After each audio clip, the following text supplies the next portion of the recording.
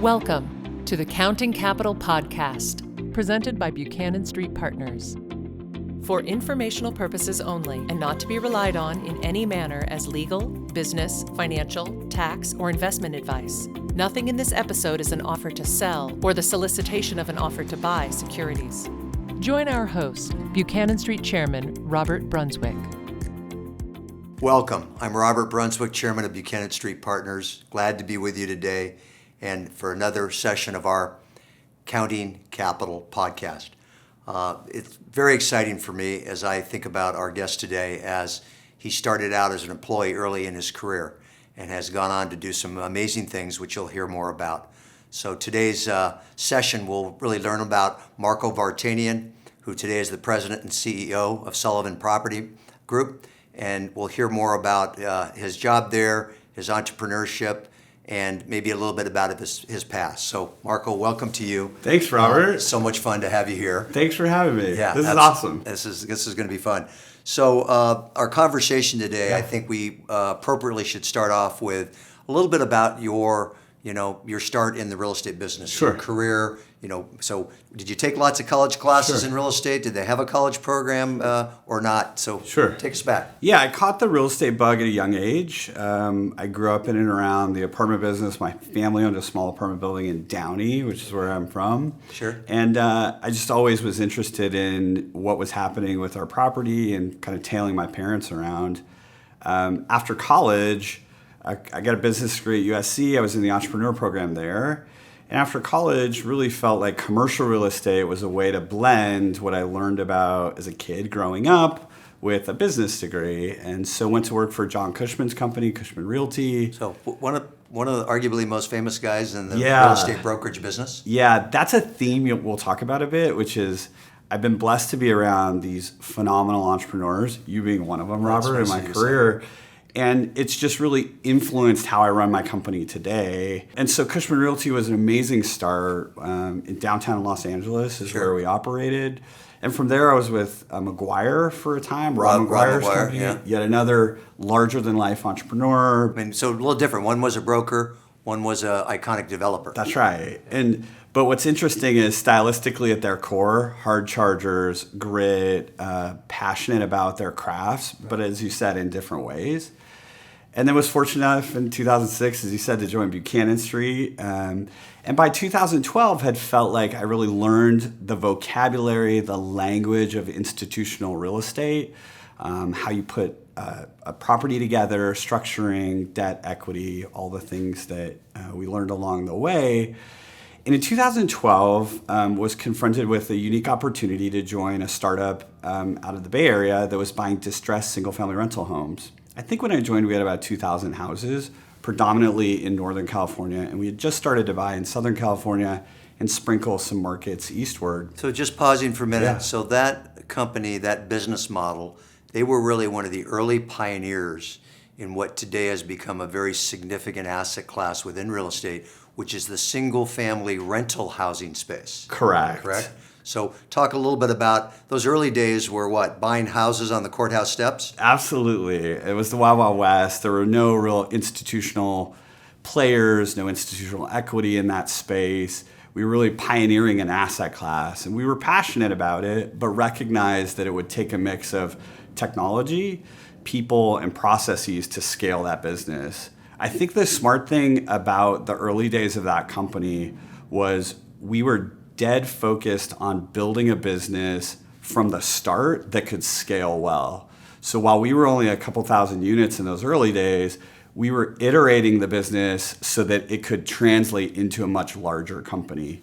I think it's important for our audience to kind of understand that transition from Waypoint being entrepreneur, buying in the courthouse steps, to attracting institutional capital and really taking on, because you might mention, I'm going to get it wrong, it was Colony, Starwood became some of the partners to your company. That's right. Or Waypoint, I should say. That's right. And when you look at the early pioneers of the single-family rental business in 2012, it was a mix of institutional commercial real estate brains that put that together, because back to what we described earlier, it took the institutional vocabulary. You had to know the ins and outs of how to capitalize that particular asset class. And we were able to translate what we learned in commercial to single family rental. It started to move quickly around 2014. As you said, Starwood Capital was an early partner of ours, a joint venture partner. We ultimately took a portfolio public, which was about 6,000 units.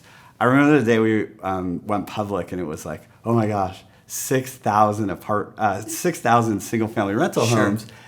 And what I felt was just such an accomplishment that we started with a thesis, we refined it, which was really more my role over the years was really refining our operating platform. And then when I left the company at the end of 2018, we were 82,000 single family rental homes. So you went from the first house to 6,000 going public to now 82,000 houses that are rented out. Yeah. You're moving, correct me if I'm wrong, to Dallas now. That's you're correct. uprooting your family. You're moving to Dallas. You're part of Invitation Homes, which is really Blackstone. And you're off and running in corporate America real estate. Yeah. And what happened? Yeah, I just I learned very specifically that there are individuals who like to build businesses and excel in the chaos and spinning plates of building a company. And then there are a whole set of other real estate executives and professionals who like managing and running a large, stable public company. Sure. And so upon relocation to Dallas, I clearly was getting that itch to get back to my entrepreneurial roots and had kind of missed the grind of building. We had sort of solved the riddle. We had answered the questions in the industry. And it was time for me to try my next venture and put on my next hat. Sure. And so that was at the end of 2018. So 2018, you're still a very young person. Yeah. You've always had that entrepreneurial itch. Yeah. This was your chance to do it. Yeah. But what three things can you say you really took away from your Blackstone Colony experience, Starwood experience with Waypoint, that you were able to bring forward to being an entrepreneur? Yeah, a couple things. I talked a little bit about people. People were the most important ingredient along the way. People who have the right attitude and the right mindset to scale something, Sure. because it's a difficult road to hoe. So that would be one. Two is using technology. We think of technology in my company today as more of an enabler versus a replacer. But I was so blessed to be a part of this group, again, being based in the Bay Area, and we had some of the smartest tech minds in the area able to help us accelerate our growth. So technology was a key ingredient. And then the third is, as I said earlier, thinking about scale at the outset. As an entrepreneur, you think, well, I need one customer. Well, build your recipes so that you think, how does this work if I had 10 customers, and start that as your starting point, and then build the business around something as if it has already scaled, so that as you scale, you're prepared for that growth. Well said. So now let's fast forward to you come back to home, Yeah. if you will. Your three kids and wife, and honey, I'm going to be an entrepreneur. Yes. But wait, you had this great job in Dallas, and we were all set. Right. And now, what are you going to do? Yeah, so I came home. I promised my wife I would take 6 months off. I think it was about 3. So we looked at the small multifamily business, and I saw many analogs to what we ultimately built in single family. I saw a highly fragmented market. I saw a large addressable market. And I saw a lack of institutional players, a lack of institutionalization, really professionalization, if that's... So, Mark, are you talking 2-unit properties? Are you talking single family again? What exactly are you describing? Our sweet spot today, Sullivan today manages a little over 5,000 units. So let's talk about Sullivan. Is this a name you started, or what happened? So the very first company we acquired, it was a company actually founded in 1976. Small business that a gentleman, Joe Sullivan, founded in 40 plus years ago, and it was 900 units. And I recognized as an entrepreneur that this would be a catalyst, this would be a toehold to allow me to kickstart a much larger company, which in 3 years we've gone from about 900 units to 5,000. So for the audience, as opposed to just coming back, you had some capital, you had some reputation, and just taking on your first project, you said you're going to really expedite this entrepreneurship with a purchase. Absolutely. And I think part of your model was to buy small property management businesses, not just Sullivan, which you ultimately bought, as a way to kind of do an arbitrage on what was somewhat of an inefficient space. Correct. So to date, we've acquired 4 small management companies. And I want to say, though, that I'm most proud of, if you look at our 5,000 units we manage today, I'm most proud of our organic growth. We've grown by about half, about 2,500 units have been just organic. And that's the marketplace validating that Sullivan is doing a great job each day. That to me is, as an entrepreneur, is a far better indicator of how we're doing than just acquiring additional companies. So I want to talk more about property management and Sure. its evolution with technology and Proptech in one second, but you own apartments yourself. Correct. So you've taken some of your winnings over the years and you've put them to work in exactly this product type. Exactly. So right. you had a good sense for the, what I'll call operating side's thesis. That's right. And the inefficiencies, because I experienced them firsthand. Sure. So in today's market, let's say you and I owned 200 units in partnership.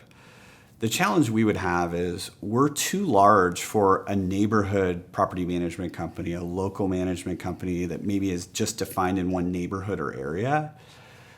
But the converse is we're also not large enough to really have the attraction of a large institutional property management company like a Greystar or a Cushman or a much larger player. So Sullivan operates in this giant white space in between where we have institutional owners who require high regularity of communication, they require proficiency in their financials, high operating expectations.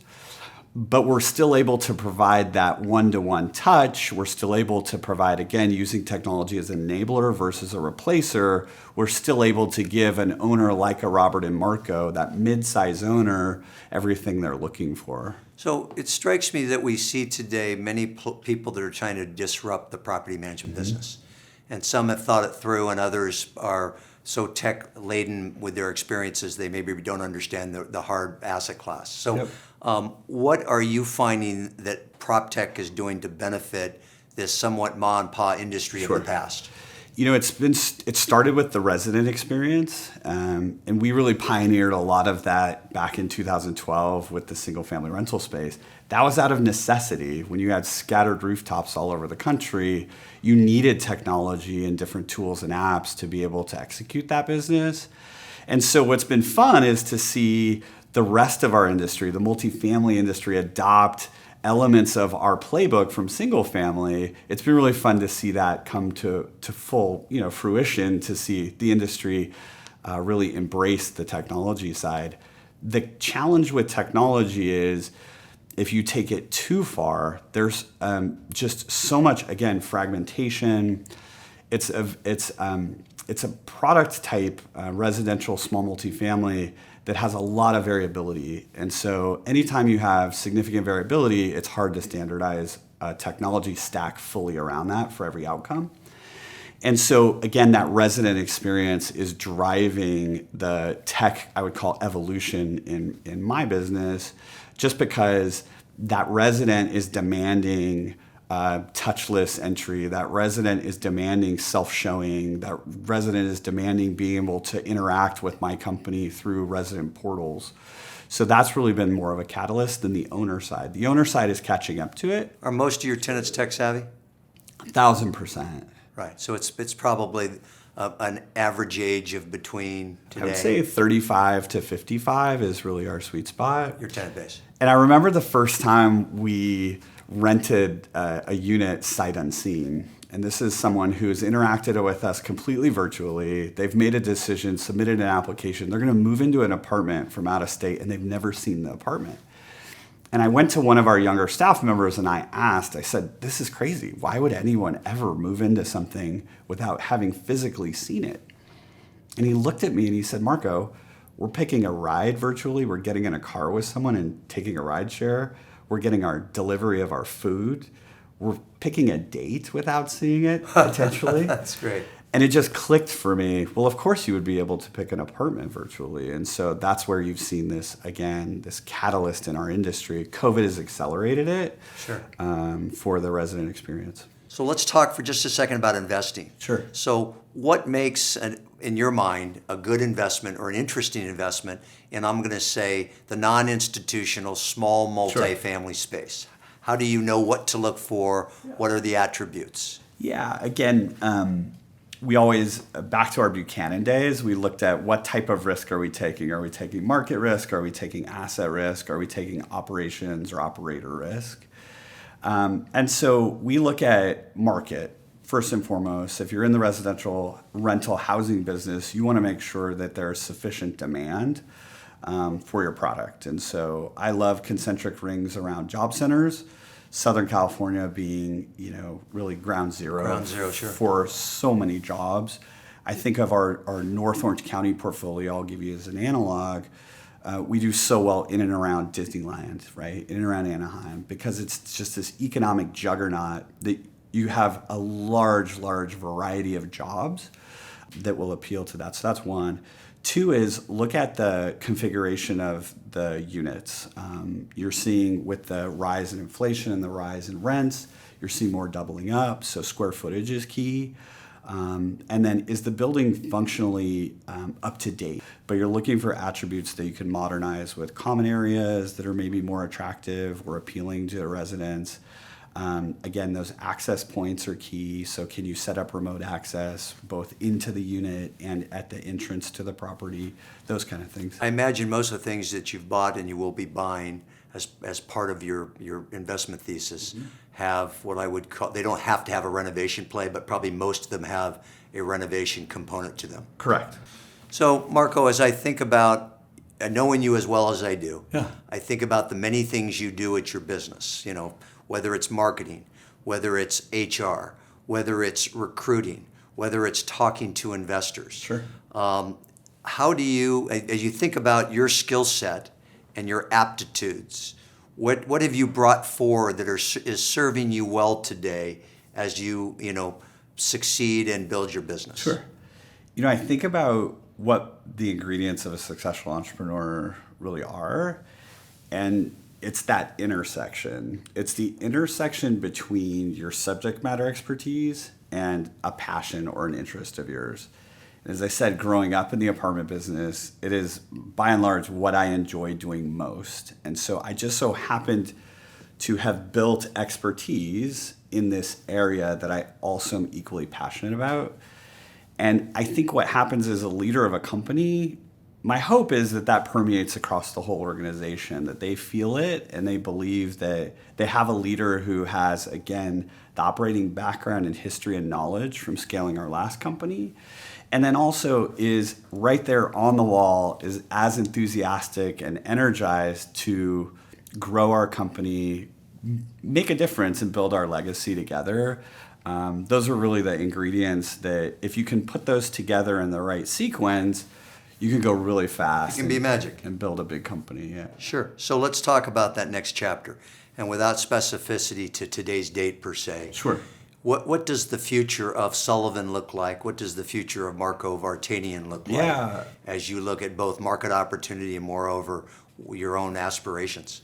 Yeah, I think in 5 to 7 years, Sullivan is fee managing a mix of fee managed and a very interesting investment management business, which we can talk about in a second. 25,000 units would be a target of us. Our challenge today is how do we properly digest our growth? How do we ensure that we have the right systems, controls, personnel, training, and processes in place to efficiently grow so that we're built for scale? That's a nice overview, but I'm taken by the investment side. What are your aspirations there? Sure. How does that get built out as part and parcel of this? Sure. And I think, as I described earlier, based on that institutional background, without question, I view the investment management business opportunity for us as something that that's a mountain we'll climb when we've really perfected our operations engine. And we have quite a bit left to accomplish and grow prior to doing that. That said, all of the elements that we saw in single family, they exist in small multi on the investment side. And I think we can build a really nice portfolio of operating assets to complement our property management business. I want to be clear that we want to be the best fee manager in the West. And so the key to doing that is each and every day, again, improving our systems, improving our personnel, improving our processes. And my view is if I can do that well, and we can do that well as a company, it will naturally translate into a very good opportunity for a long-term investment. Side. Sure. I mean, I think the average investor would recognize right off the bat the competitive advantage you bring to bear by managing the asset and having that knowledge that you have. So if there was a young person that you were talking to, and I'm sure there are a number of audience members that are early entrants into their careers in the real estate space, what suggestions might you offer about things that they should think about? What do you look for when you see someone come in to interview with Sullivan? Yeah, I touched on it a bit. It's really attitude and work ethic. And so I recall so often when we looked at who did best at our time together at Buchanan Street, it was folks who showed up every day with a great attitude and a great work ethic. And then prepare yourself for your opportunity.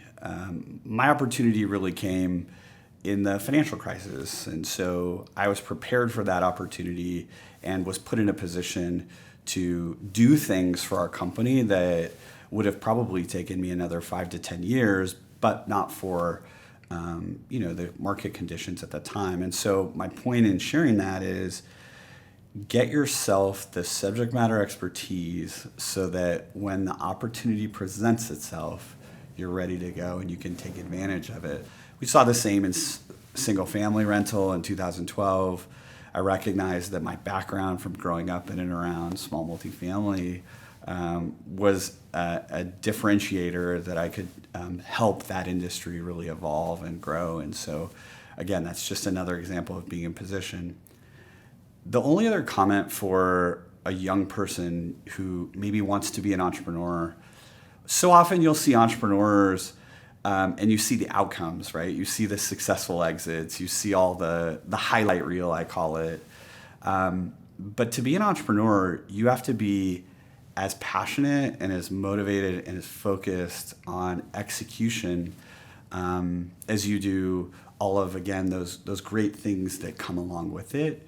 It is very difficult. And you've been through it, Robert, and having gone through it, it's a lonely trail, but I will tell you that the reward and the feeling of accomplishment to grow and scale something, there's no amount of money that can take the place of that. It's truly an exceptional ride.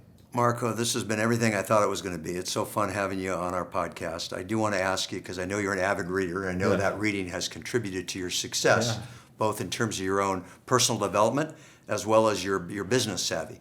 Are there a couple of books that come to mind that you've recently read that you might just share with our audience? Yeah, I think especially for a young aspiring entrepreneur, Ben Horowitz of Andreessen Horowitz, his book is called The Hard Thing About Hard Things.